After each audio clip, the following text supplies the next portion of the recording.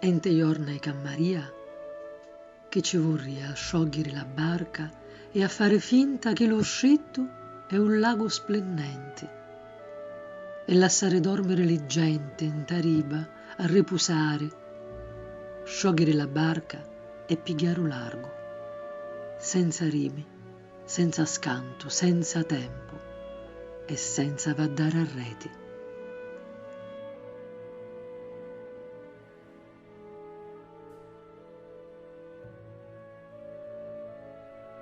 Meliata a mezzo cielo e mare che fanno scintille.